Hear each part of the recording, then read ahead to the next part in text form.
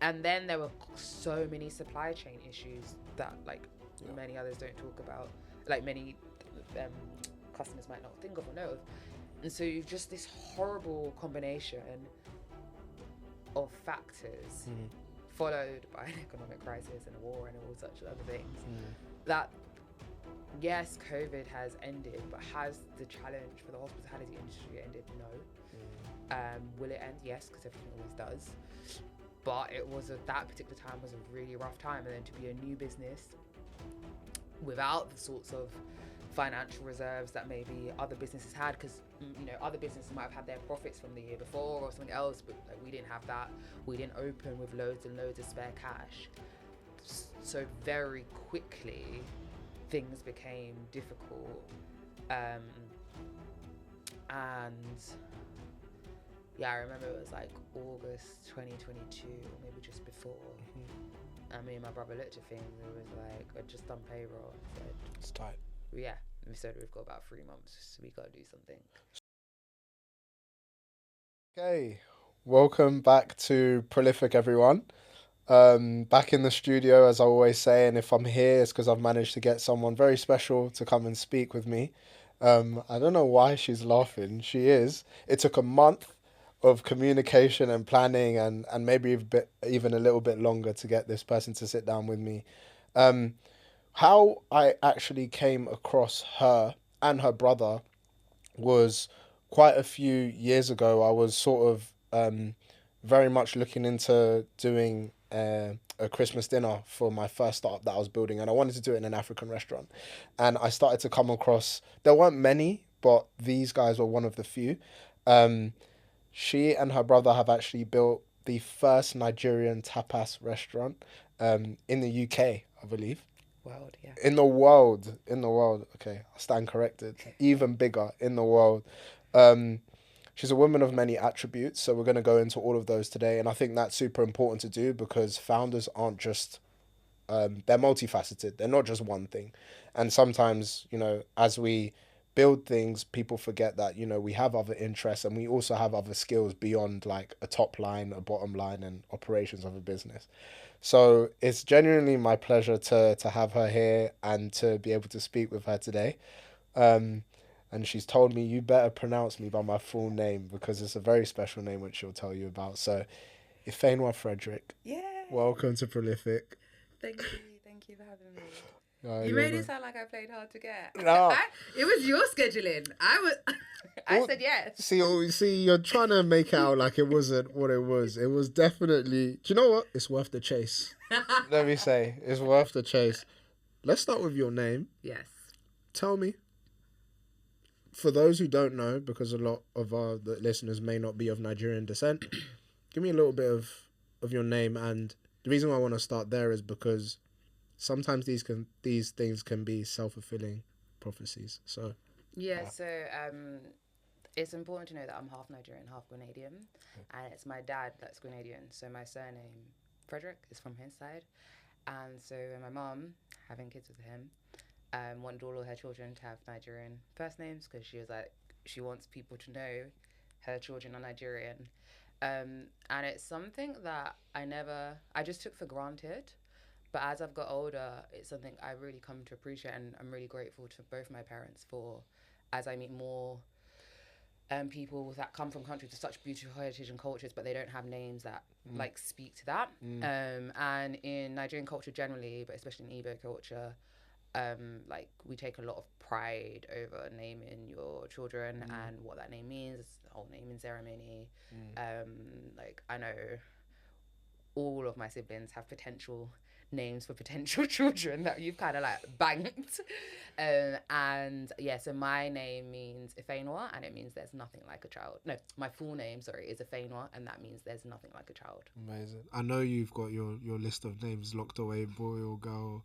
I actually don't have that many. There's just one name that I just really like, but I'm not going to say it. Yeah, you can't. Someone will steal it. Yeah. Yeah. I like starting these conversations at the beginning, or as much as I can research and talk to you about. I'm right saying Cambridge, right? Oh my God, yeah. Specifically, Of course, specifically classics. Yes, yes. I think the reason why this is interesting is because a lot of people who maybe go on to be sort of founders that I've spoken to, you can kind of piece the subject matter with the direction that they've taken. So without even jumping into Chuku's, why did you choose classics, and did you think that would lead you to where you are today?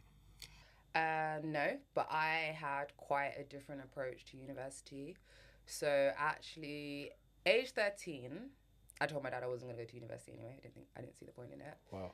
And I think I was trying to get a rise out of him, and he didn't rise because both my parents are really open-minded. My dad's ran his own business for 30 years. My mum is very entrepreneurial in spirit. So I think my dad sensed, what's he say about me? I have a fire. Okay. Then I just got over that and was really thought I would go to uni because in my area and like the school I went to is just what everyone does. But actually at age 16, 17, I didn't want to go to uni anymore. But what I did want to do is I wanted to go to dance college. So like that was my thing. I was determined to go to dance college and I was really going to go and I was really going to apply, and I wasn't really into going to university open days until I found out two things: that you had to pay to audition, and I was like, oh, if I get all this money off my mom to audition and I don't get in. And then my mom and I had a conversation and she spoke about like there's an order in which you can do things that can keep doors open and an order in which you can close doors. And I'd always been very academic. I loved learning, loved school, and I found exams like that way. Like the school system isn't for everyone. If I'm being very honest, and I don't think it's actually the best way of testing people's intelligence. But I am one of the fortunate people, I guess, who I understand that system and it makes sense to me. So I perform like well. And my mum was like, you're so capable of going to one of the top universities. And I'm not saying that you won't go to dance college, but if you go to dance college first, it'll be harder to get the support that you have now in this current school to go to a top uni. But you can go to top uni, and then if you still want to, you can go. And then also she made the point that sometimes when you're passionate about something, when you make it your career, it changes that passion. My mum had a lot of foresight. We actually argued first. And so I was like, okay, I'll apply to uni. But I had always been of the opinion that like you didn't need a degree to be successful. Like I think when I was like 13, Even being black, you felt that way. Yeah, like that wasn't in my head like that. Like Interesting. I just thought you needed to be brilliant. But I think it's because basically I've always been really interested in business and money, and so like age 13, I remember reading Rich Dad Poor Dad. Wow. Which I don't like to say now because now it's got such a bad rep. Yeah, it's like all the fake entrepreneurs. It did its thing at the time. but I think, and then it just kind of opened my mind, and I don't know. I just thought that like it wasn't necessarily. I just had this innate belief that like I was going to be successful whatever I did, and I didn't need to go to university to do that. Was that instilled by your parents, or do you think, where did that come from? God only knows, because I don't really know what I'd done by that point to think that. But I reckon it must have been my parents. Like, when I think about the confidence that me and all my siblings have about what we could achieve, regardless of the fact that we're Black British, it's like, I think it comes from being encouraged and told that you're capable. And being pushed as well. We were all put in the best schools possible. Always pushed out of our comfort zone and always pushed. And I don't mean pushed in that aggressive, like you need to get an A star, but pushed in terms of like our mum could sense what our best was, and all she cared about is that you did your best. Yes. And if your best was here, that's fine. Or if your best was here, that's fine. Yeah. But if your best was here and you did here, she like it wasn't happening. And our dad was always very big on like, yeah, even to this day, our dad's like a massive cheerleader. Like you'll get essays from him. I think it's super, super important in any human being's development to have that level of faith to have that as a child, because if you have that, it doesn't necessarily, when we're young, we don't necessarily have a target that we're aiming for, unless we're one of these people very, very early on, we know exactly what we're going to do, like Warren Buffett start trading at like 12 or something.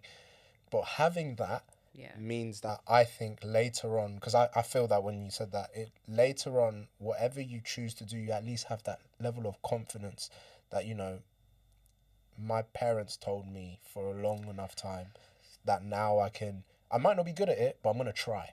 So, yeah, it's interesting because I don't know whether, like, somewhere along the line, I do think my confidence got knocked and eroded. But I think what you said is it left enough of confidence for me to make bold decisions. And then, like, I shit myself once I made the decision. Like, fuck, how do I follow through on it? But it gives me enough confidence to make the first step. That attempt. And also knowing that I generally always, like, in everything I've done, I've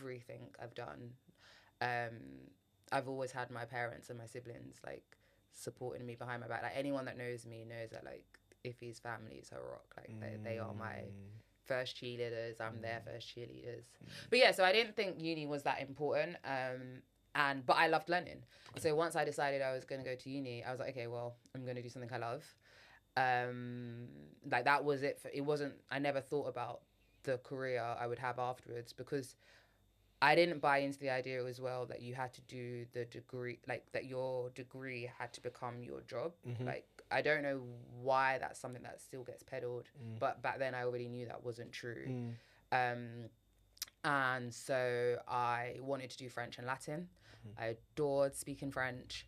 And yeah, I loved Latin. Like, I fucking loved Latin. I've done it since I was in year 8, and it's one of my favourite subjects. Honestly, even to this day, I've had more time, I'd probably sit and do Latin translations. I'm so boring. But I love it. But then 2 things happened. Someone told me if I applied to Cambridge, part of my interview would be in French. And I was like, I don't know about that. And then also I started French A2, and we were learning about French history and doing French literature. And I was like, yeah, actually, I'm not really interested in this. I was interested in the part of French history that intersected it with Africa. So when we did learn about the Algerian War. But my interest in French was purely practical. Like, I loved speaking the language. I loved using the language, learning the grammar, the rest of it. So when I realized that that's what a degree would probably involve, like learning all these other parts, I was like, oh, actually, no. So at 17, 18, however old I was, I just said to myself, okay, I'm not going to do that. And I promised myself that I would at some point move to a French speaking country, which I did, to get, like, my French good. And then I was like, okay, well, I'm just going to do, like, not just straight Latin, I'll do classics. So in the end, based on how I split my options at uni, it was Latin, ancient Greek, which almost killed me, ancient history, and then I did, like, if we were American, you'd say that I, like, majored in ancient philosophy, because by my final year, like, most of my options were ancient philosophy, and that's ancient philosophy massively has stuck with me to today. Okay, so there's so much there to unpack. But by the way, just as like a thing, people, University of Cambridge was Ifey's backup option. So that's what she basically said. It was a light flex. But she was like, I didn't really want to go, but Cambridge took me. So once I decided I was going to uni, I really did want to go there, especially and this is why I think teachers are really, really important. Because it's, to your point, it's interesting. I think that through most of my life, other people have had more confidence in me than I've had in myself. And so, like, I remember saying to my teacher, like, oh, yeah, I'm applying to uni now. Like, maybe I might apply to Cambridge. This is my Latin teacher, Mr. Tatum. And he was like, wonderful. Really? I'd always thought you'd be a great candidate, but you told me you wanted to go to dance college, so I didn't want to push you. And then he gave me so much support. And his, like, eyes widening at me saying that that's what I wanted to do, and him being like, of course you could. Like, I just thought, oh yeah, of course I could. And then and honestly, it was the best university for me. And I say that because I really like learning, and I'm really, really geeky. Like, I didn't miss a single lecture. I loved the small supervisions. I loved it when I had the one-on-ones. That essay week almost killed me, but low-key, I really enjoyed it.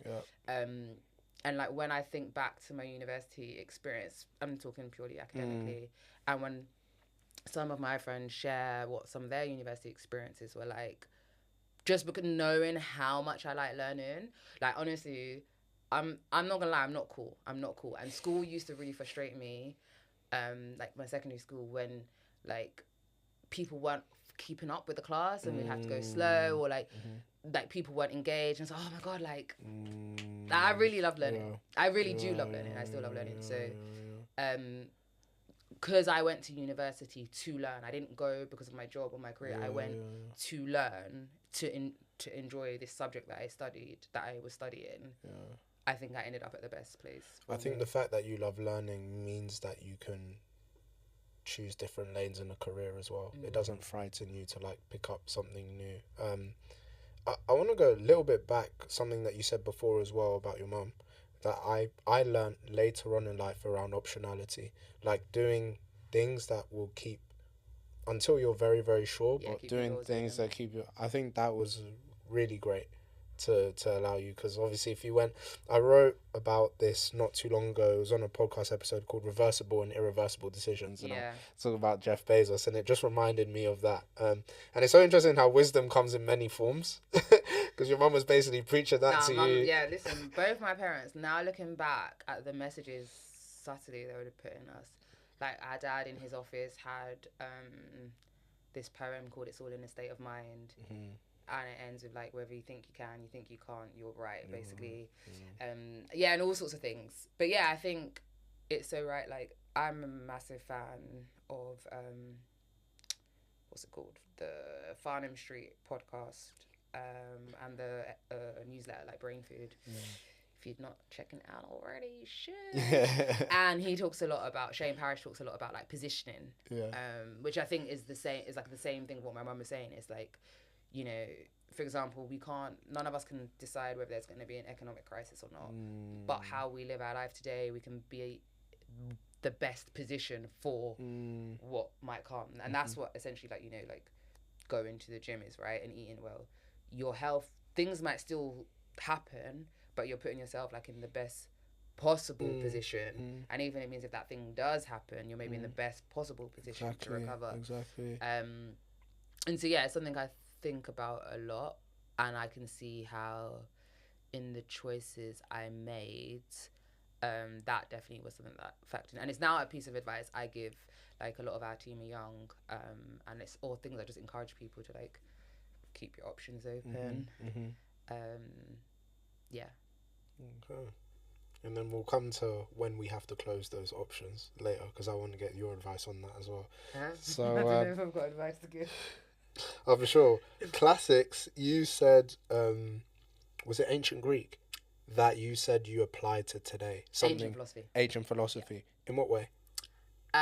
So it's quite popular now, I guess, because of Ryan Holiday. But like Stoicism. Well, actually, no. It was quite a lot of it. So in skepticism, there's this philosophy, this like idea called epoche, and that's like to suspend judgment. So if you tell me, I don't know, this is good, I'm not going to say yes, I'm not going to say no, I'm just going to suspend judgment on that and like look back and forth. And I could be quite in my head, especially at uni. I used to stress quite a lot, and so that idea of like not always making a judgment about things was what's the word I'm looking for, I guess novel to me, or quite insightful. Then there was so different elements stuck with me, not to get dark, but like I never really worry about myself passing.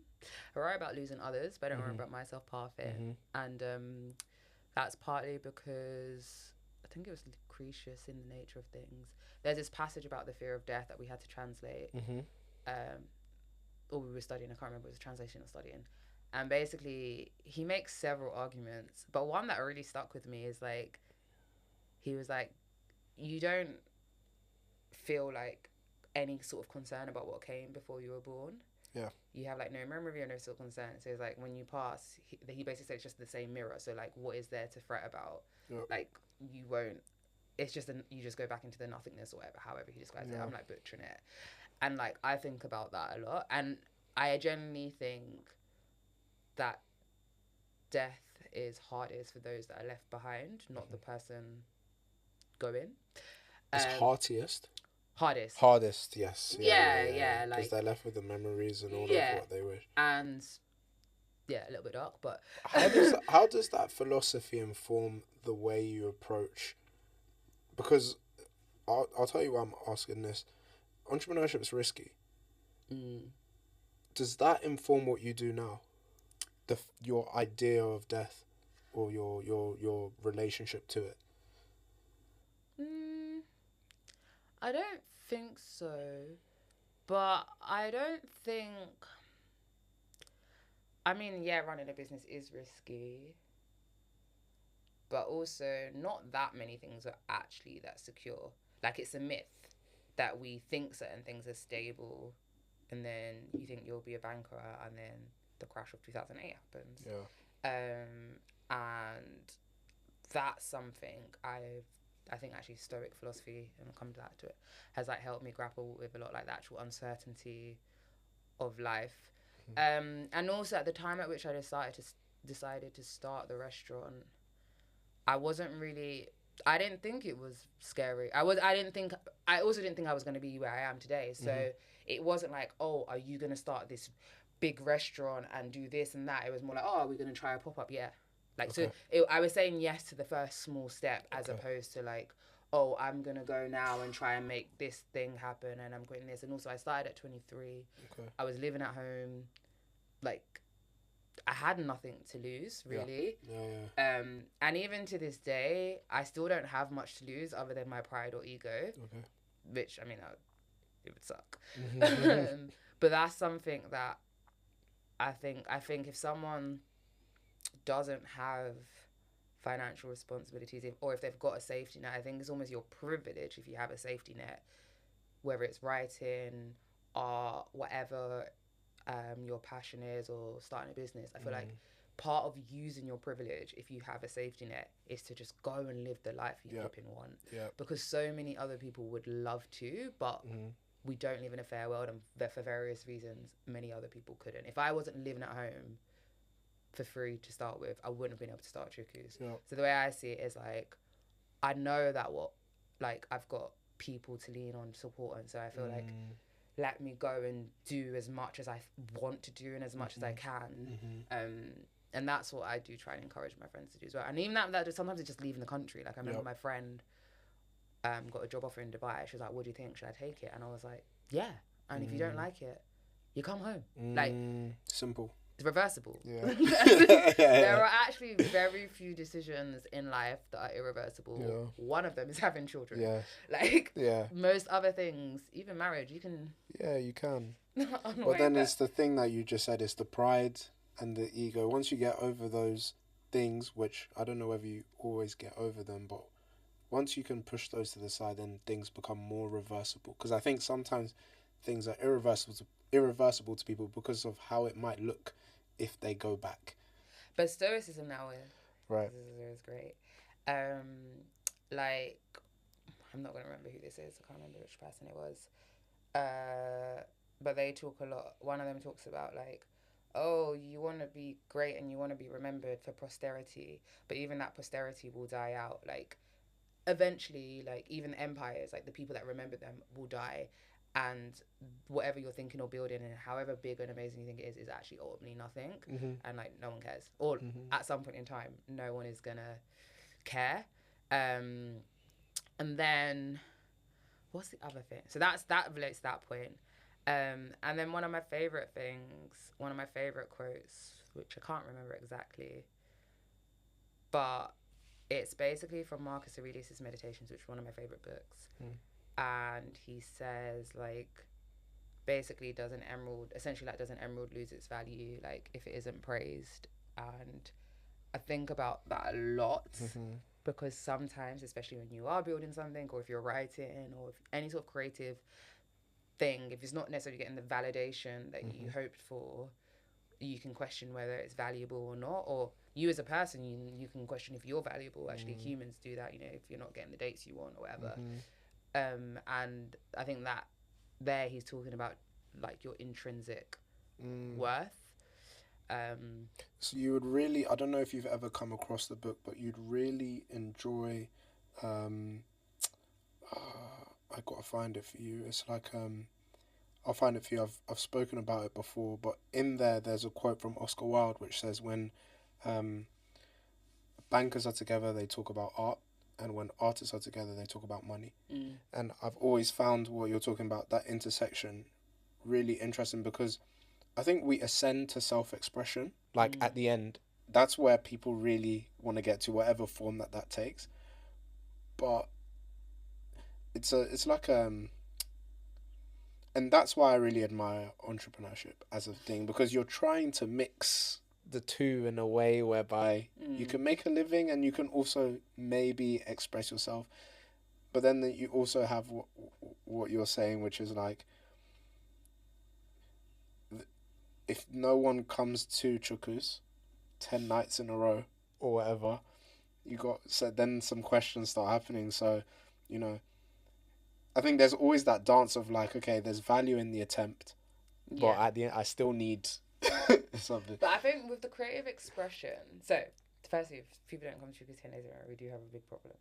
But I think that idea of creative expression, and I feel very passionately about creativity, and what saddens me, like people say to me, oh, if you're so creative, because I dance, I write, and then also I run the restaurant. And they talk about it as if it's like something that's not available to them. And that will have come from someone somewhere like devaluing their innate creativity because it wasn't like elevated enough or sophisticated enough. And so I think we are all by nature creative beings, and we all desire a creative outlet. I think is the word fallacy or the falsehood, or I can't find the right word and it's annoying me, is that like you're only creative if you make a living from it, or if you aspire to do it at the highest level. Which is a shame. And I ever think about my cousin, she is an amazing singer. Is she the best singer? Probably not. There's probably other people, but I can't sing, so to me, her singing is amazing. She doesn't do anything with it, and that's fine. I actually think that's okay. Like, I think we need to stop making everyone be like, oh, now you need to do this with it. Like, there is, going back to my mum's point, there is something in just doing for doing's sake, art for art's sake. I'm terrible at this. Yeah, I just think people just like, you know, that's what children do. And so like, I will say I'm a dancer. Am I trained? No. Do I make a living off it? No. But dance lives within me. Like, anyone who knows me, the way my friends used to say, like, if it's always flipping dancing at a bus stop, like, dance is like it.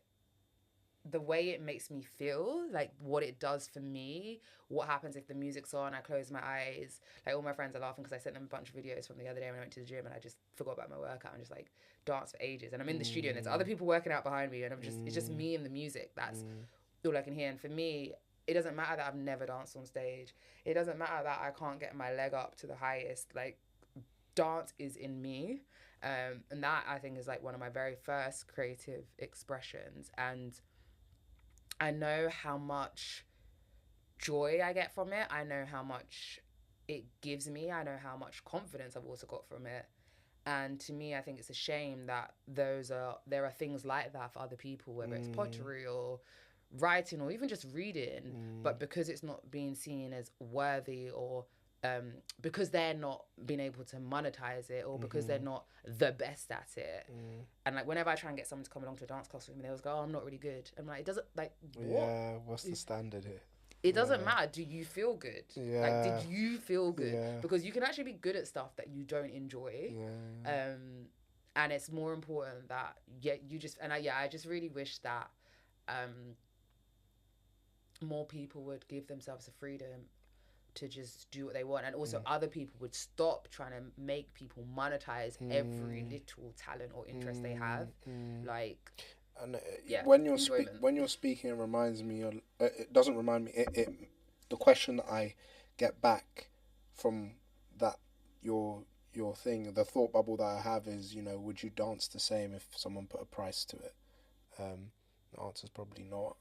No, I don't. Like, I genuinely think it changes things. Like, I think my mom was really right. I think if my career was being a dancer, I would maybe dance differently. I'd maybe be more concerned about things. The dance I did when I was in the gym the other day was for me. Like, it's just me, and literally for me. Like, I wasn't even posting it on Instagram. Like, I'm not trying to get seen. And it's a similar thing with writing. Like, I'm good at writing. I have a career in it, but I try not to think about it in that regard. And I set myself some goals around writing after a conversation that me and my agent had, where he was like, you know, many good writers never get their work made, and many average writers do. The industry is not a meritocracy. And I was like, he is so right. And the world isn't a meritocracy. And I just said, like, and he's like, you've got to find a way to enjoy this regardless of what happens. And so I was like, what does that mean? And so for me, I decided if I felt like I was getting better, if I was working on projects I liked and was passionate about with people I enjoyed, that was success. And so like that's, in any moment, that's what I'm looking at. Like, do I feel like I'm getting better from the year before? Do I feel like I'm enjoying the projects I'm working on? Do I like who I'm working with? Yes. And actually in doing that and freeing myself from the idea of like what happens, I think I write better. Now I'm privileged in that, in the sense that I don't write for my living. Anyone that knows me knows that like I live off Chukus and what I do there, and so therefore I get to write like freely. And I remember a friend asked me in the height of the COVID stress and everything, she's like, would you ever just quit the restaurant and write? And I was like, if I was quitting the restaurant, I am not gonna go to write full time. I said, I can go to Dubai and stack money. I said, write full time. I said, no, it would kill me. I said the need to get a yes from someone to be able to pay my rent would 100%, I know the sort of person I am, I said it would completely inhibit my creativity. I'd now start thinking, is this good enough to get made, as opposed to, do I want to tell this story? So yeah, I agree with you that like when a price gets put on it, I think some people are very good at it. And one of my friends who I admire greatly, I think is really amazing at insulating himself from the noise, and he has an incredible belief in his talent and the stories that he's choosing to tell. Like I admire him so much. Keep this bit in, because actually now I said I think he should listen to this.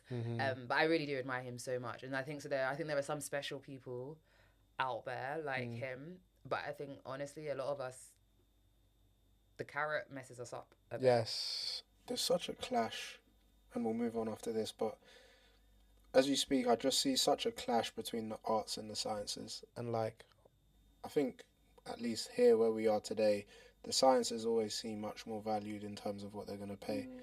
Whereas the arts are an expression of us, of our day to day and everything. So they always, if anything, they probably have more, they'll always have a place in society. But, and now I'll send you this podcast, which was really interesting. It was Dave Chappelle, Talib Kweli and Mos Def talking, and they literally spoke about, you know,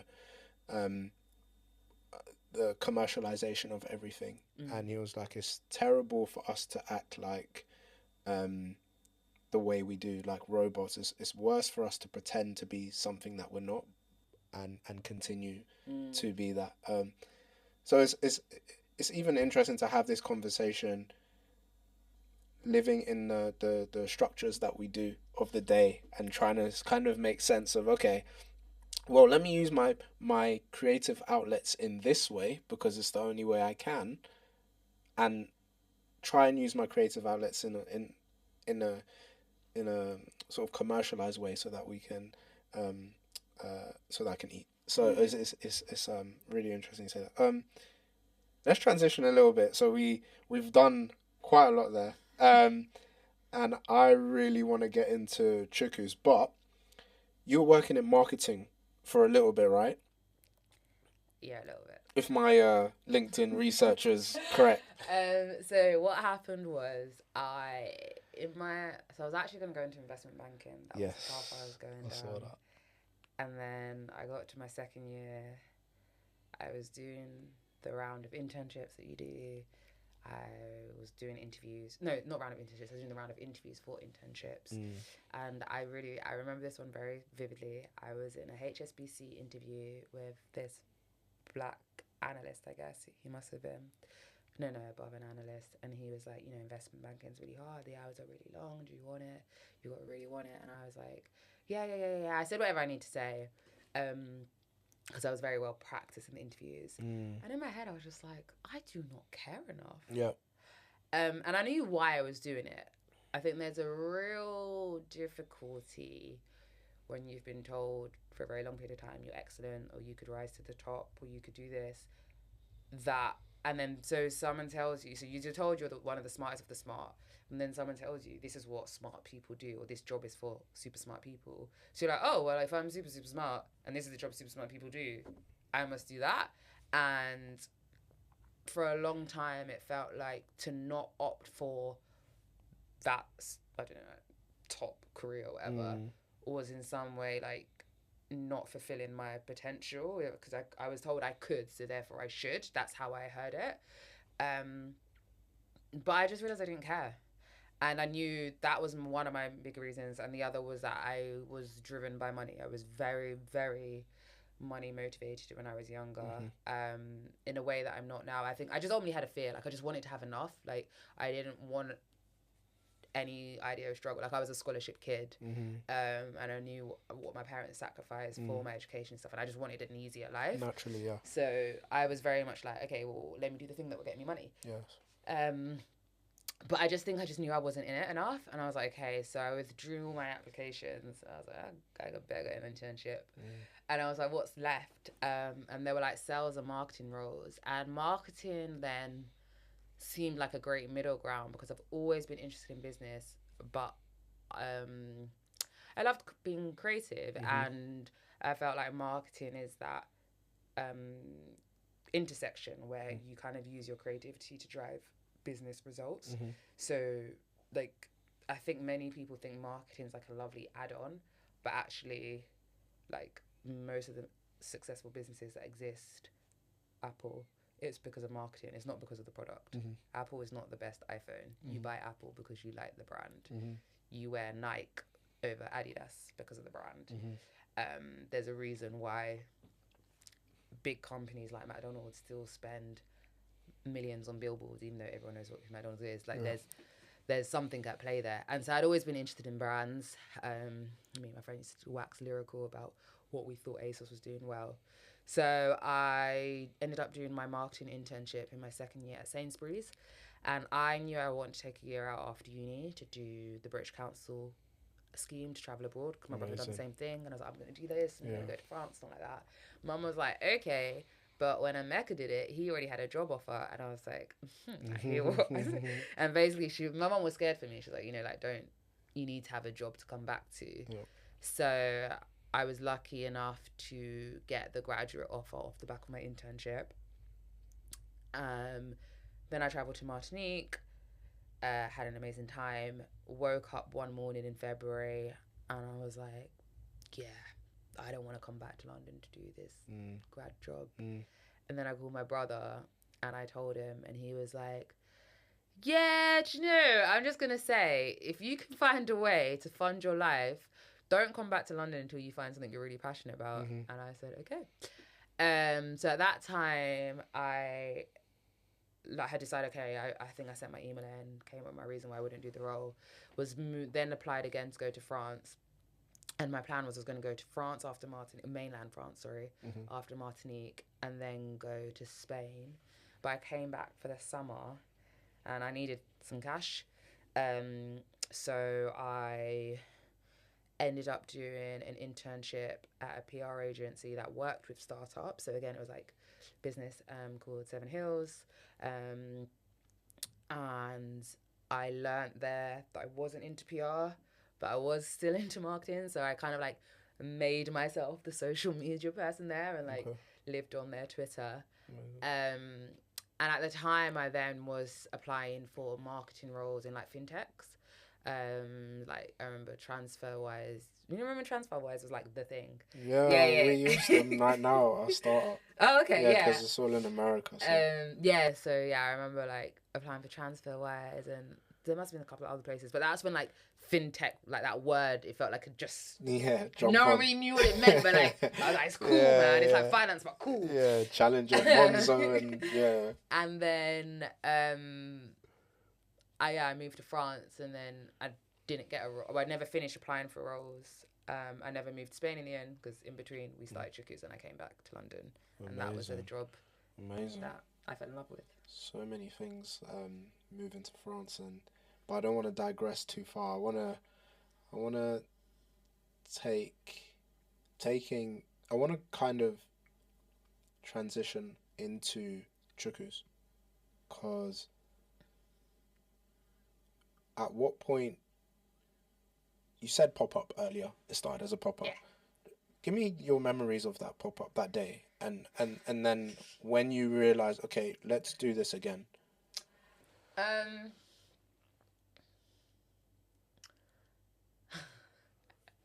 I'm laughing because me and my brother talk about this one pop up, and we never want to experience something as operationally disastrous as that. But at the same time, it was so good. Yeah.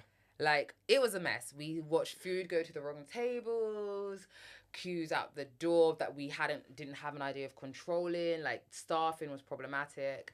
Our sister, so back then, all the staff were just friends and family. Yeah. So it was like our cousin was like, I'll be the bar person. Our sister was on the tills, and Cool. then there was an issue with the system that she couldn't get to work, and she was like, I don't know how to do this thing. Yeah. And so many things went wrong. It was a disaster. But people loved it because I think they could see what we were trying to do. And those queues out the door, like, it was crazy. Yeah. It was like a club night. Yeah. And my brother and I were like, people are hungry for this. There is something, like, we've not nailed it. Far from it. We need to go and work out how to do this. But if we can learn how to do this, I think we've got something here. And so that's what we did. I came back home. My brother left his job. Because at the time I was flying back for pop-ups. And we're like, we need to focus. So, and focus is a big thing our dad taught us. Follow one course until success. And my brother is really big on it. He's much better than me. And he's always telling me, like, focus. So we came home and he quit his job and we focused. It was we did pop-ups after pop-up. And again, we were focused with our pop-ups. We didn't do like street food vans. We knew we wanted a sit-down restaurant one day, so we did sit-down restaurant pop-ups. We went and got jobs in the industries. I worked at Yard Sale. My brother worked at Honest Burger and Burrito. Amazing. We sat down with every single operator that would give us the time of day. Yes. So like this guy probably doesn't ever remember, but because we're in Shoreditch recording this, you know Somsa. So Somsa's like a restaurant not too far from here, and one of the owners, founders, Andy, I think it's Oliver. I just remember like cold emailing him one day because at the time there were a lot of restaurants that moved from pop up to permanent. So Somsa had been a pop up and they got their permanent space. I remember being like, "Hey, you've done what we want to do. Like, could we have you on time?" And I don't think this man ever remembers talking to me, but I remember that conversation. The conversation we had like filled my notes, and that was like we did.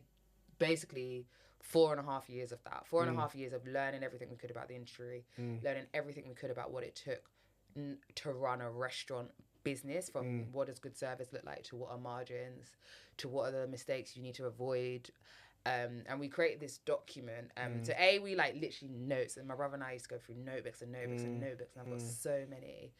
And then as we got closer to making the plan for the permanent site, we created this document called I think it's called the 1%, because we talk about the idea of like get 1% better every day, like incremental progress.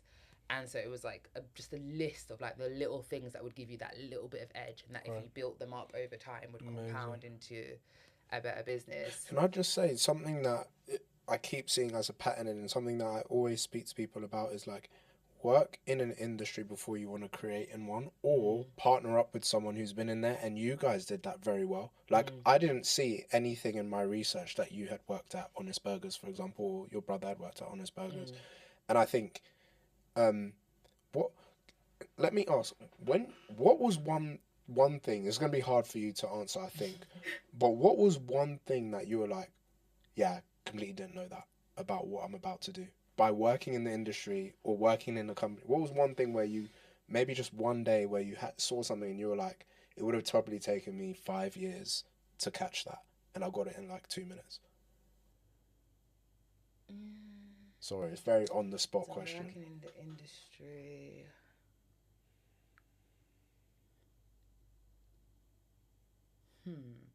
What is one thing that I learned from working in the industry that I didn't expect?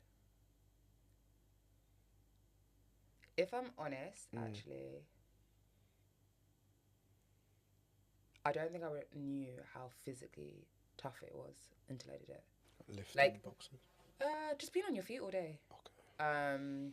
Like, I don't think I realised how hard people in hospitality work, because when it's done well, it looks effortless.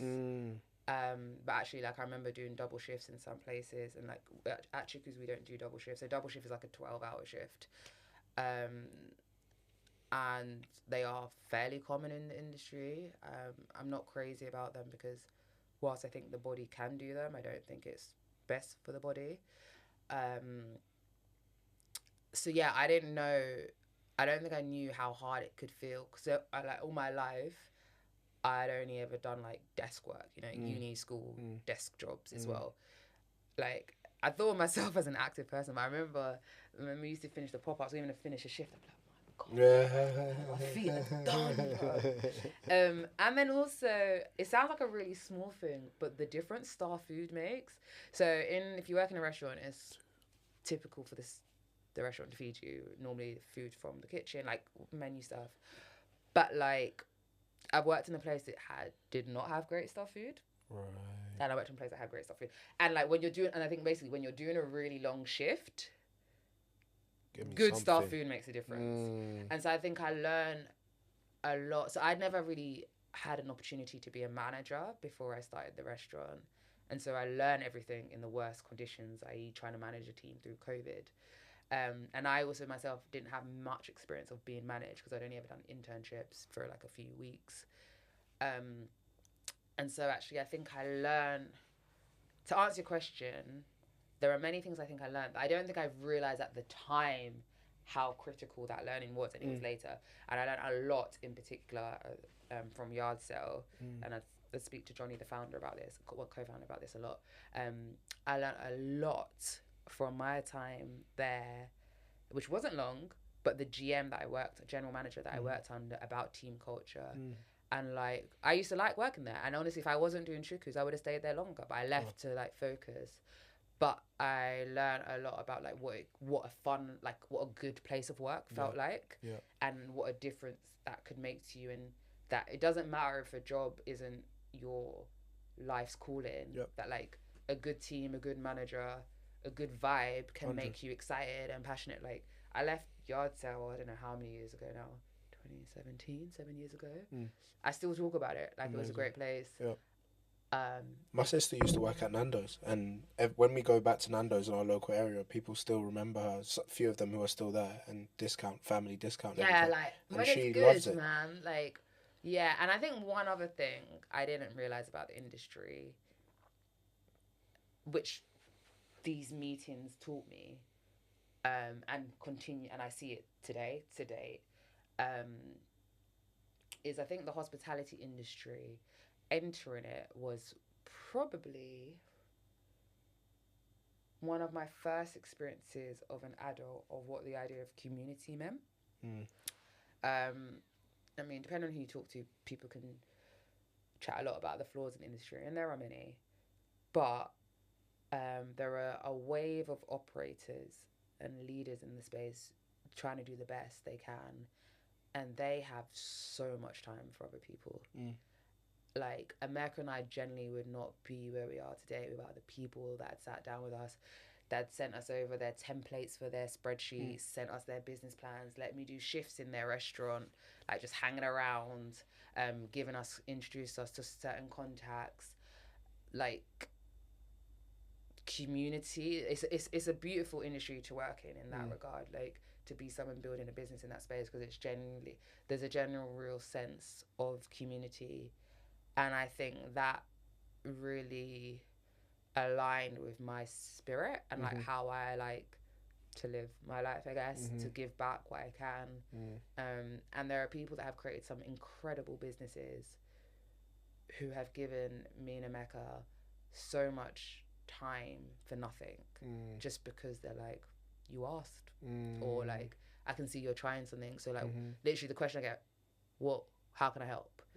The other day I was speaking at an event on a panel called The Next Best Thing, and next to me there's the CEO of this like super big company. He's been in the industry for years, and he's working with all these new brands, bringing them to States. Another guy is this MD at this other company that's trying to grow from 11 to 25. Similarly, both of them been in the industry much longer than me.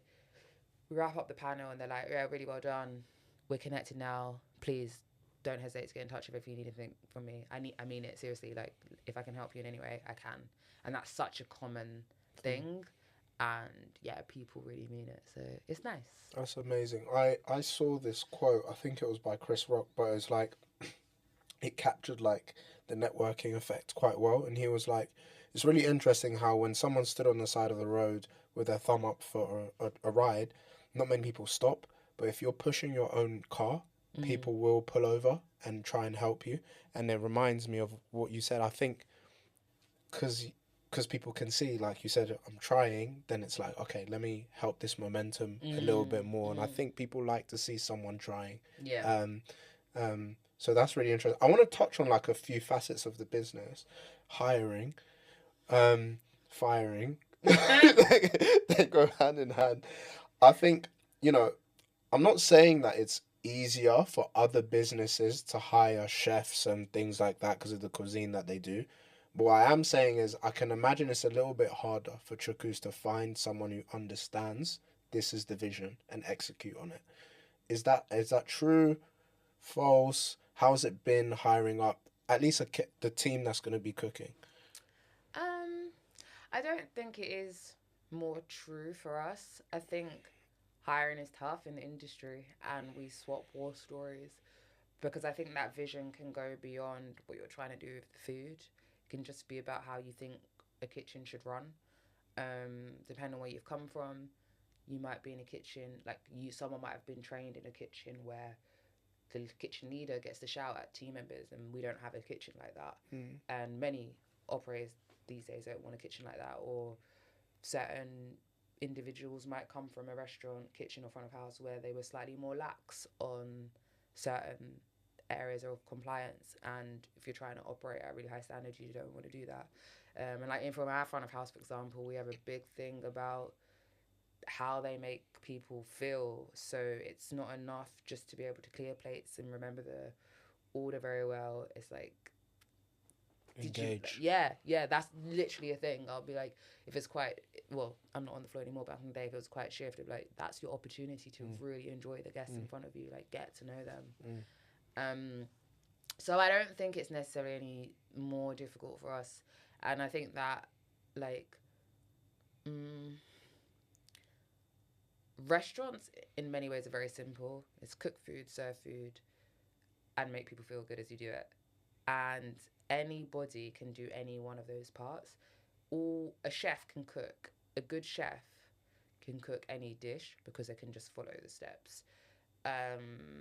And then a team member can serve any food because a front of house team member can serve any food because you can teach them what the food is. So, not many of our front of house team members have ever been of Nigerian heritage. Some of them, a lot of them have been from the Black diaspora, but also at different points, we haven't had team members, or there have been team members who've carried more leadership positions in the team that haven't been of Black heritage at all. But in any team, you teach your team about what you're building, what it is. We do that and we invest in it. So the team are heavily trained about all the dishes, where they come from, like what their links are back to Nigeria. Every proverb on the wall, a team member should be able to explain where it comes from, what this means. I love that. Because for us, it is an education. So we say that when we're hiring, you don't need to know anything about the culture when you join us, but you need to be ready to learn and to see it as important. Critically, you need to be able to see it as important and to know it's important. So therefore, if you're coming up with ideas for the restaurant, like, oh, why don't we do this dish, or why don't we do this drink, or why don't we do this? Your idea better link back to Nigeria, and it does, and team members take it on. They're like, oh, okay, cool. Well, could we maybe do this thing, or I saw this thing, or I heard about this book. And I think that hunger, not hunger, what's the word I'm looking for? Appetite for learning. Is invaluable, and that's from anyone, because someone can join of Nigerian heritage and not have that Yeah, and also you cannot, like, being Nigerian doesn't mean you necessarily know. Yeah. I'm Nigerian, and actually, if I went into the kitchen, Yeah. I didn't grow up eating ayi mashe, so I can't make ayi mashe. Like, it means nothing. And I think Nigeria is so big, so diverse, that like there is no Nigerian that knows everything about Nigeria, and so all of us are learning. And that's something Emeka and I say, we're not in any way experts of the culture. We're students. Yes. And what we do at Chuku's is everything we learn, we share with our team, and we share with our guests. By the way, I know it's not by design, or maybe it is by design, that you hire. This isn't a legal thing. You know how we are an inclusive hire of everyone, but like, I think we're still pretty primal as humans. So if I'm not of Nigerian descent, or if I'm not black, and I walk past Chuku's and I see someone working there who's also not black, maybe my primal mind will be like, oh, I can also come and enjoy a meal here. So I'm saying that to say, the consumer market as I see it is everyone. Everyone who, if you want to eat, come. That's it. If you want to experience something new, come. And I think it's interesting that you mentioned that there are people in the front of house and stuff who haven't been of the heritage as well, because sometimes I have found with friends who aren't from a similar culture as me, there is that small, like, when I'm going to bring them to certain places, like, oh, is it okay if I? So like, I found that quite interesting that you have that dynamic, again, not by design, but just to have there, because this is something that, you know, London has a big thing right now about like food and restaurants, and I don't know how much it is about the actual food versus how much it is about the DJ and everything else. So if you're someone who enjoys food, this is somewhere you should come and like enjoy food at, and anything that lends itself to that, I think is interesting. So it's interesting what you said, because definitely not by design. And I would say actually in the front of house, a lot of our team members have ended up being of black heritage from various countries of black heritage, and we've come to know there have been many reasons for that. Some of them are looking for a place where they can be themselves. Yeah. Some of them are looking for a place where they won't experience racism. Some of them are just because they've heard about it and they think we're really cool, or parents told them to like go in there. But I think, so from a team point of view, I don't think it definitely wasn't a factor. And I genuinely also don't think customers care. If I'm honest, I think it's everything else. And actually, that was by design.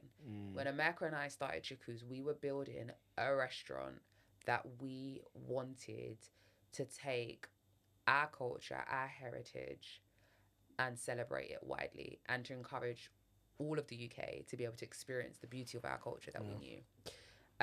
So we are on a mission to, I guess, rewrite the narrative around how people saw or people thought of as Africa, starting with what we knew, which is Nigeria, and starting with what we knew other people loved, which is food. And so Chuku's for us wouldn't be a success if only Nigerians came.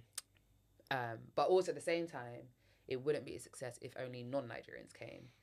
For us, it mattered. All you need is the Congolese. It'll be a success. For us, it mattered that like those of Nigerian heritage, both here and back home, felt proud of the restaurant, and across different generations as well. Like when our auntie came and she gave us a thumbs up, it was amazing. Wow. But also, we were clear that we were building a restaurant that was going to invite everyone to enjoy it. And so that meant we thought about how we explain the dishes on the menu.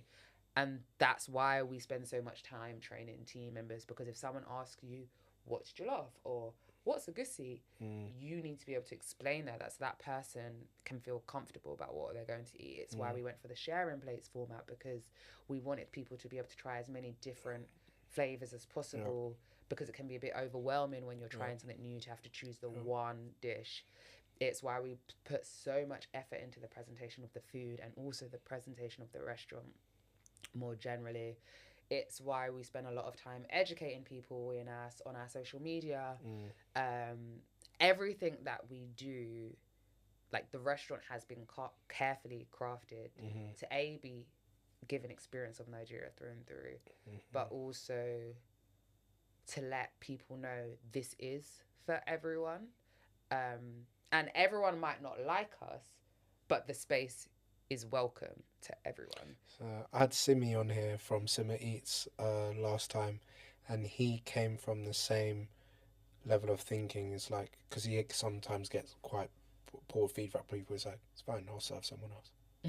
And it just reminds me of what you said. It's like, you might not like us, but yeah, because I mean, some people might want a traditional home cooked meal, and that's fine. But with what we're doing is what we're doing, and we're going to do that the best that we can do. And for us, it is about more than just the food, because I don't think people go out to eat just for food. You go to a restaurant, like, you know, with me and my brother say all the time, we're in the hospitality industry first, and then we're a restaurant. And hospitality is about making people have a good time. And that's why people go out to eat. If it was just about the food, people would never comment about the quality of the service. It's the ambience, it's the vibe, it's the everything. And for us, that's what really makes Chuku stand out, what makes it special. The food is great, don't get me wrong, but we could serve that same food in a very different environment, and I don't think we'd be as loved as we are. It's that moment, like, you know, when you walk in and you've got the buzz coming through the door, you've got the whether it's like Fela or Wizkid or Ira Star, you know, it's like always Nigerian music on the speakers. Then you've got the art on the walls, you've got the bookshelf of Nigerian authors, and you can just, the restaurant just is so buzzing with like Nigerian pride. Even all the way, I always tell people when they're coming for the first time, make sure you go to the toilet, because the detail is there even in the toilet, like. And when people come out of the toilet, they're like, oh, I see. Like, we meant it. Like, we wanted to take people on a journey. We've got tins with many different Nigerian names on them. We've got Peak milk cans. If you know about Peak, you know about Peak. So for us, it really is about this culturally immersive experience, allowing both Nigerians and non-Nigerians alike to really deepen their understanding of Nigerian culture. And I say Nigerians and non-Nigerians alike because, as I mentioned, most Nigerians only really know about their own ethnic group, and like, or how they do things, or the names that they know. Are you shading Yorubas right now? I am not. I am not, because actually, like, I was guilty of it, and my own people guilty of it. But yeah, I think people can forget. And also, similarly, actually, these days though, but like with the proliferation of, or the rise in popularity of like Afrobeats music and like Nigerian culture in the mainstream, a lot of people who aren't Nigerian, like, I think there was that trend of recently of like Nigerian weddings on TikTok or something like that. But actually, most of those weddings were actually Yoruba. And so someone else actually outside, actually maybe a Nigerian would know that, but someone outside is like, oh yeah, this is Nigerian culture. It's like, no, this is Yoruba culture. And actually, like, because someone was asking me about like what I would wear for my tribe for my wedding, I was like, oh no, like in my culture, which is within Nigeria, but within my specific culture, I would be wearing this particular cloth. And they're like, oh, I've never seen that before. And I was like, yeah, and the coral beads. Everyone's like, used to that agbada. Is it that agbada? agbada? And it's just like everyone's got something different. And so, and even still, like within the diaspora that you find in London and UK, there are, yes, people often know about Yoruba and Igbo, but there are so many different ethnic groups. And so it's like, as we grow, what we would like to do is be able to represent even more and more. And that's like, before we open, I remember my brother traveled to the north of Nigeria to be able to bring back a northern Nigerian dish on the menu.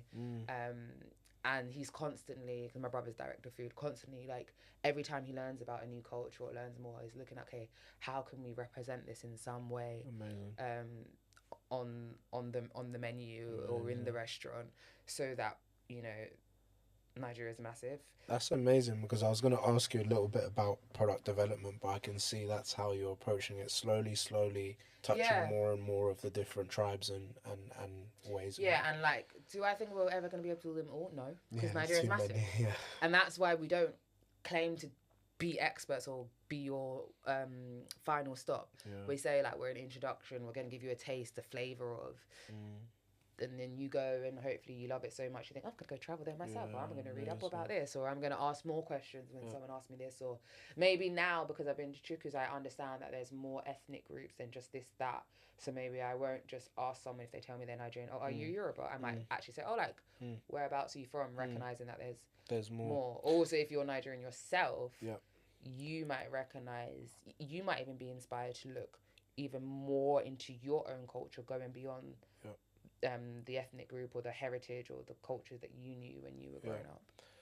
Just a few more things before we close up. A statement first is something I always like I always see when I'm sat across from a founder and they're talking about their business is the second and third order effects that they might have. And I think you just mentioned one of them, tourism. Like, you could genuinely impact tourism. So so make sure she's paid. Some of that visa money that we're paying to come across could go over here. Two things I want to ask you. Sorry, just on that, like that's no small thing. I think Emeka and I will say Emeka and I a lot because it really is the two of us. And yeah, for those, I'm so close with my brother, and we've really been through this together. But Emeka and I are so passionate about our community, and I'm talking about, I guess, like the African community and Black community more broadly. And for us, it was about, like, not everyone can't do everything, but everyone can do something. And it's like, okay, what can we do here? Okay, we've grown up in London, and London's really what we know. But then actually, because of our education, so I went to Cambridge, my brother went to this fancy boarding school called Winchester. What we're really good at, because we've had to do it our whole lives, is explaining who we are and explaining our heritage to people that maybe haven't understood. And we are really good at bridging that gap. And that's where our edge sort of lies. And if because of that, we can get people to invest in this, invest in that, or travel to that country, or read that author, it's going to make a difference. And so that's like literally, even with our newsletter, that newsletter is used to highlight and showcase not just what we're up to, but actually new Nigerian artists, exhibitions, plays, anything I get my hands on linked to Nigerian culture, linked to the work of Nigerian individuals, like, get showcased in that newsletter. And like, one of my hopes is that someone in London reading with cash money's gonna read it and it's gonna buy like the art from someone back home. And I think like it's no small thing. It's not, we generally think that. And I remember one lady came to eat and she's, oh, it's really making me think about traveling to Nigeria now. And I was like, job well done. To see it as a place worth traveling to. The fact that you even think about your creation as a through road to something else, to me, means that you're doing something very meaningful. Because sometimes we think about the creation in and of itself. If I benefit, it's cool. But now it's becoming more of an ecosystem. And I think that level of thinking, hopefully, whatever you want to call it, life continues to reward what you're doing. So last two things, I want to talk about managing a business during COVID, especially in an industry which relies on foot traffic, and obviously being running the campaign to stay in business, Beyonce investing. Tell me about that time and how close you thought like to this being over. I long for the day I won't feel so traumatized to speak about it. And that's my truth. Like, honestly, 2020 to 2022 was rough. Was rough. Yeah, I mean, it's shit. You worked so hard. We kind of like were making our dream come true. Because the odds were stacked against us, you think about it. Like, it was these two little black kids from Ilford. Didn't really have capital. Never worked in the industry before. Started this pop-up doing this cuisine that no one was really talking about. And then through the hard work we put in, through the support we were able to garner, we got to the point that many people dream of opening our own bricks and mortar place, and it was banging. Like, we opened to so much fanfare. We were fully booked for like the first month on the books, and then like 16th of March, Boris Johnson said, we advise people to stay away from restaurants and cafes. And so official lockdown came on the 23rd of March. You can tell how I'm traumatized about it, I remember. But we closed on the 16th of March after that announcement because we thought it was our responsibility. And I remember me saying to my brother, like, what we'll do? He was like, oh, it'll probably just be a few weeks. My brother's like that, very optimistic. I was like, I don't think it's going to be 3 weeks next. And it just rolled on. And I think the first lockdown was kind of all right. Wasn't great, but no one really knew what was going on.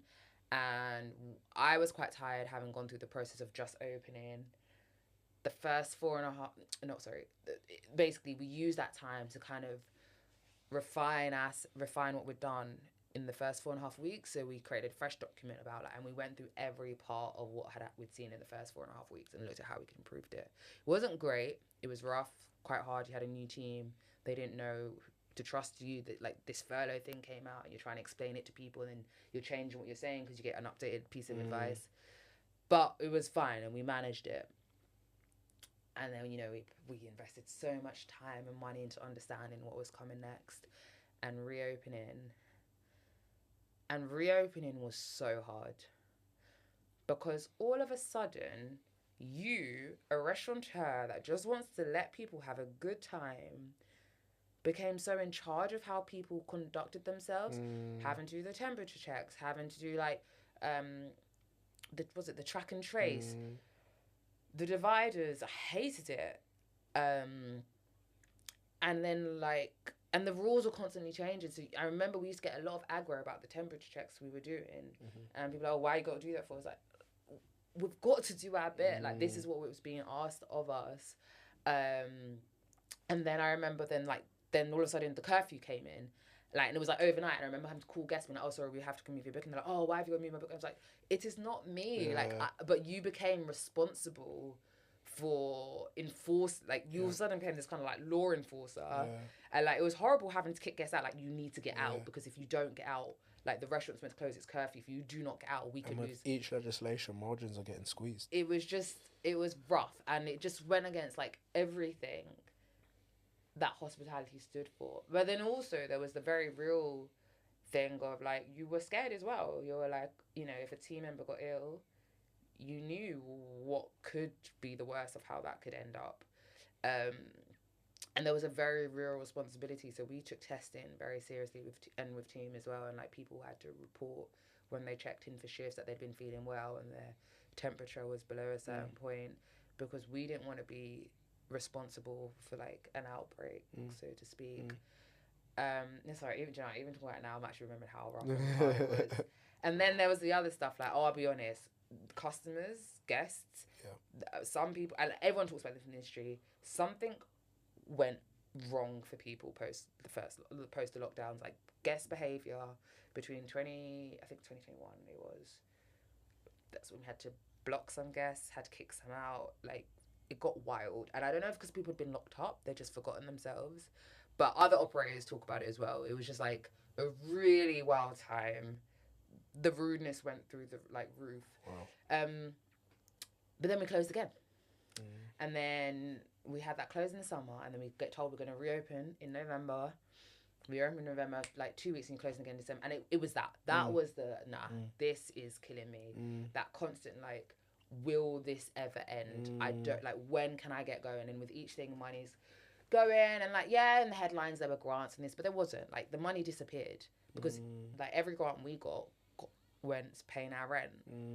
And then eventually the lockdowns end, and then it was, oh, it's all over. But it wasn't. Not for many businesses, and certainly not for restaurants, because everything had changed. People's relationship to socialising changed. And it's something one of my really good friends knows. I can talk about this. I can wax lyrical about the fact it bothers me so much that on a national and global level, there is not more of a public conversation about COVID and the aftermath of that and what that's done to people and how it's changed us as a society. Like, we lived through this thing which was so unnatural for us all. We were locked up in our houses. Publicly, there was so much grief, you know, and it changed people. Like, I see it with people that are slightly younger than me who, like, started their first jobs in the lockdown situation. Kids that finished uni or started uni and that. Like, there are some fundamental social impact of what took place that I think as a country we're not talking about. And some of that was about behaviour. Like, yes, everyone said it was over, but even if you look at your own life, I think it probably would have taken you some time to really go back to gathering in social spaces in the way you used to before. And for most people I know, it probably took about a year to 18 months. And so I know many people looked up and realised they'd made their social network quite small. Because back then, anytime you went to a party, you were risking getting the virus, right? So it was like, oh, I kind of like you. I was kind of fond of you, but am I going to go to your party? Like, you know, I'm going to go see my mum next week. Do you know what I mean? It became like, you was like, I don't know about that, innit? So you made your circle kind of tight. And so then when we get let out and free, like, I don't think people could fully trust it because of what had come before. And so then what happens then in 22, you're in a position where all the financial support has gone and everything needs to be paid back. But you do not have the customers you had before. You also don't have the staff you had because loads of them left the industry. You know, they went and got jobs that people would always need, like an electrician, building, carpentering. Then at the same time, obviously, we had the impact of Brexit, so many people left and went back to their original country. And then there were so many supply chain issues that, like, many others don't talk about, like many customers might not think of or know of. And so you've just this horrible combination of factors followed by an economic crisis and a war and all such other things that, yes, COVID has ended, but has the challenge for the hospitality industry ended? No. Will it end? Yes, because everything always does. But that particular time was a really rough time. And then to be a new business without the sorts of financial reserves that maybe other businesses had, because, you know, other businesses might have had their profits from the year before or something else, but like, we didn't have that. We didn't open with loads and loads of spare cash. So very quickly, things became difficult. And yeah, I remember it was like August 2022 or maybe just before. And me and my brother looked at things and it was like, I'd just done payroll and I said, it's tight. Yeah, we said we've got about 3 months, so we got to do something. So at what point does this injection of capital come from Beyonce? So Beyonce doesn't save us. Okay. No. The 30-day. It's the 6-week charge. The 6-week charge.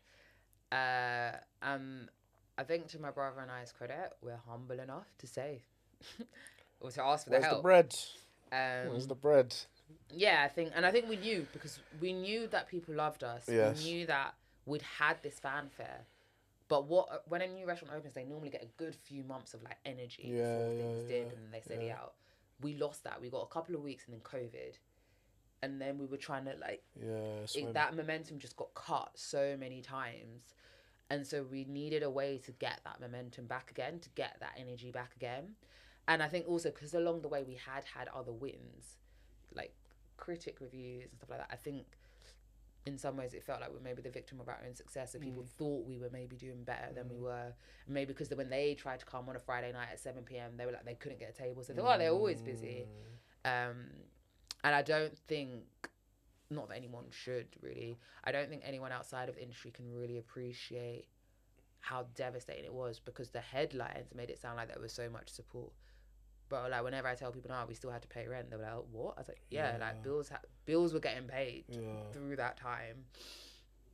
And so we decided we were going to do something, and we've got a fantastic brand community at Chop Chat Chillers. And we just went out to them, and like we built this whole campaign plan. And in the end, we only ever did the first bit. Right. We went on IG Live, we posted this video, we said, look, we're not asking for money. In fact, we were asking for one thing only. We've done the maths, 600 bookings across 6 weeks, it's 100 bookings a week. All we need to do is book your table. Within hours, we were getting non-stop messages. The post was going everywhere. By the end of that week, I'm pretty sure we were fully booked for the 6 weeks. It was insane. We went viral out. One of our team members, their parent lives in Bermuda. That was like my dad in Bermuda's seen it. We were like, what I think the hell? genius thing you guys did was not ask for money. Because we didn't need, it wasn't about the money. I mean, it was, but it wasn't for us. It was about creating that momentum again. Like, we needed you to come through that door. Yes. To remember who we are. Smart. Very smart. Because it's, in a way, it's like there's an exchange still. It's not just like... Yeah, it was if you love us. If you love us like you say you do. Yeah. You need to use us. Yeah. And I think London is guilty of that. You know, I've got restaurants and I'm gonna go to. I'm gonna get there. I'm gonna get there. Yeah. And it's that idea of like saying, no, you need to. Now's the time. Yeah, you need to come now. If we've been on your list. Yeah. Come now, and that was really the turning point.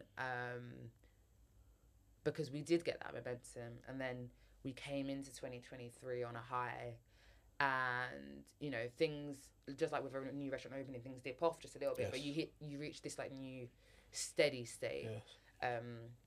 Well done. Yeah. Well done. But talk 2020 to 2022, rough.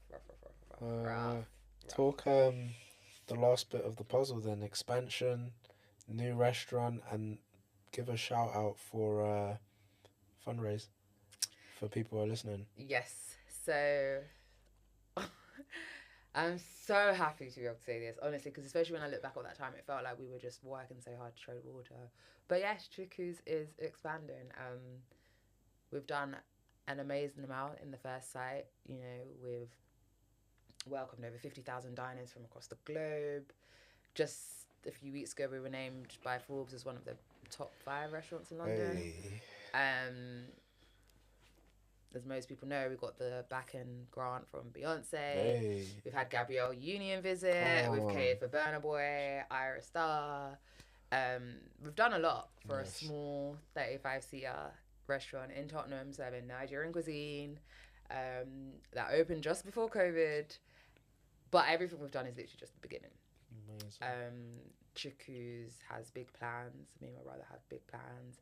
And so now we've kickstarted those expansion plans. We're opening a second site early 2025, which is going to be bigger. It's going to be in central London, so more centrally located. And as part of that, we are now raising investments. So we're raising £500,000 to kickstart our expansion plans. We actually only started raising literally just a few weeks ago, and already we've secured pledges for about 30% of the amount. Amazing. Which we're excited about. Many of those who originally supported us before have loved what we've done and are recommitting. And you know, like for us, it's getting that second site is the absolute focus. But the long-term Chuku's vision is going nationwide. Like there is no doubt about that. Because our mission was to give people the opportunity to share and experience Nigerian culture without needing to travel, and we can't do that just from London. But also what really, really excites the investors that we're talking to about the business is that they can see that it can be more than just food. Because of the content that we've built, because of the brand that we've built, they can see how, we'll smash it with the restaurants, but there's this real opportunity for us to move into arts and culture, and then also to go global. And that was something other people put on us, on our investors, like New York. But focus is second site. And that next step in 2025. But after what feels like the longest baptism of fire, it's really exciting to be doing what we started this for, which was to grow and build a business.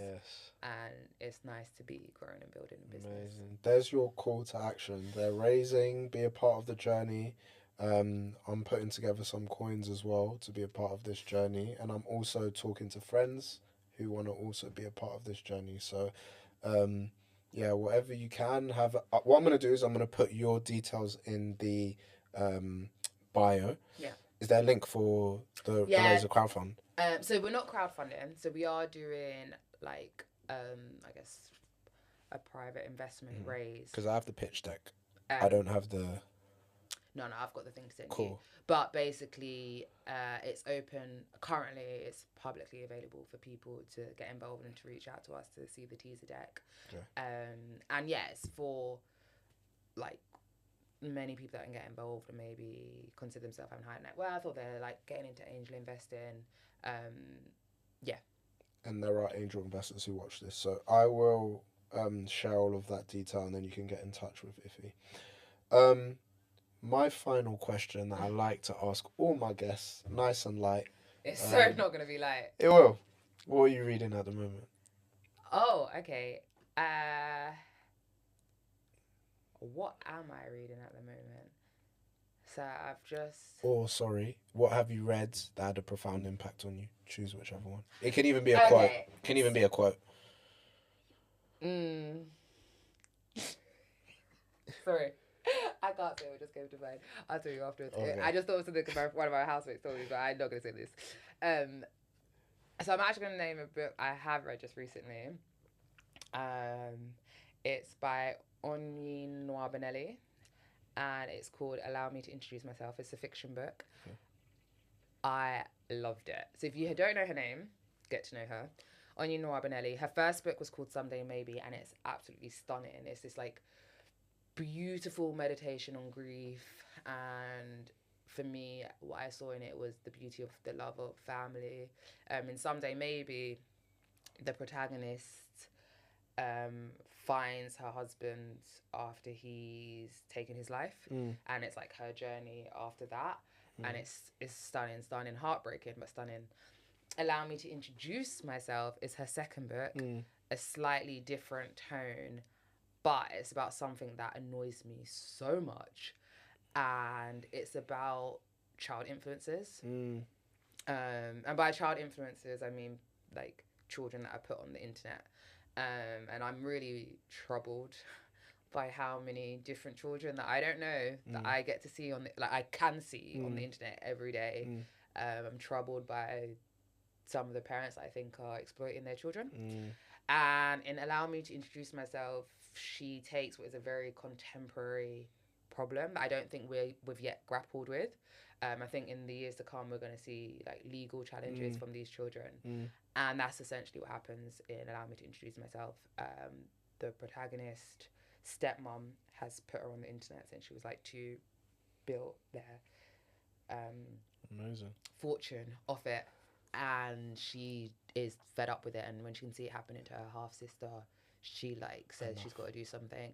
And it really looks at like what that must be to grow up in the public eye. And then also, it's just really like the friendships in it are just great. She's such a like honestly, I finished reading it. Not even finished.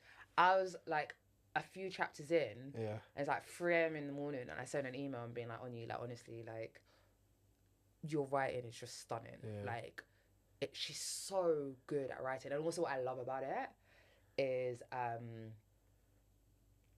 so Onyi's of Igbo heritage, and she like sprinkles bits of Igbo culture in it. Okay. And it's just a little, it's like, oh, and like, yeah, like I learned something new. Like the character, the name is Anura, and I think that means it's happiness or beauty. I think it's happiness, and I didn't know that. So it's like I'm like it's just it's a lot. But it's such. I am concerned that you're emailing at 3 a.m. though. So that's yeah, but that was my passion, because it was like, nah, this book was. It has why to was go. I staying up reading it? It was random for me to be up so late, but I liked the book though, because it's not what I was expecting, and what I've come to realize is I shouldn't have expected anything, because it could have gone.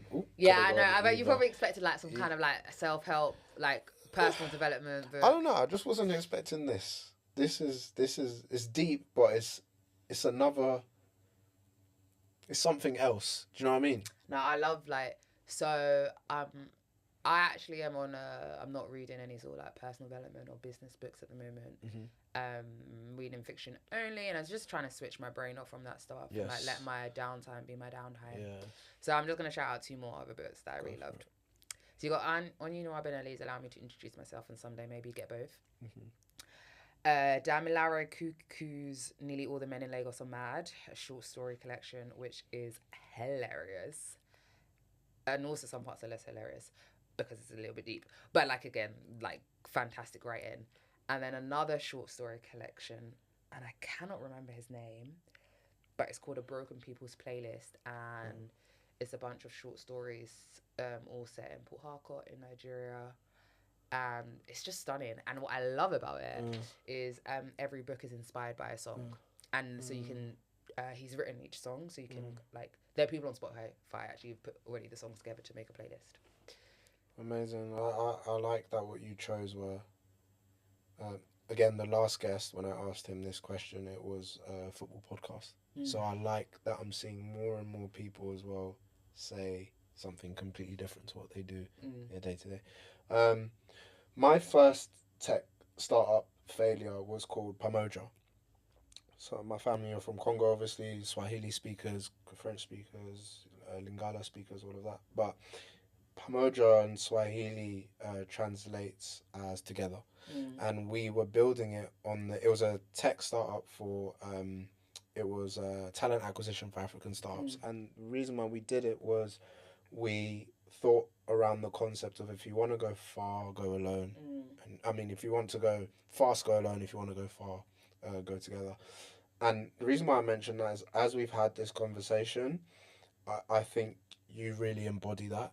You, your brother, and Chuku's. And I think what you're building, like I said, is a through road for much more. So it's been a pleasure to have you on the pod. I hope you've enjoyed sitting down, and yeah, I hope everyone else has enjoyed this conversation. It's probably actually one of the longer conversations, but if you stuck around to the end, I'm really verbose. This is called Good Conversation. So the details for everything is going to be in the bio. And yeah, continue to tune into Prolific. I'll have my newsletter down below as well that you can subscribe to. And for now, this is Ifey, and she's Prolific. See you next time, everyone.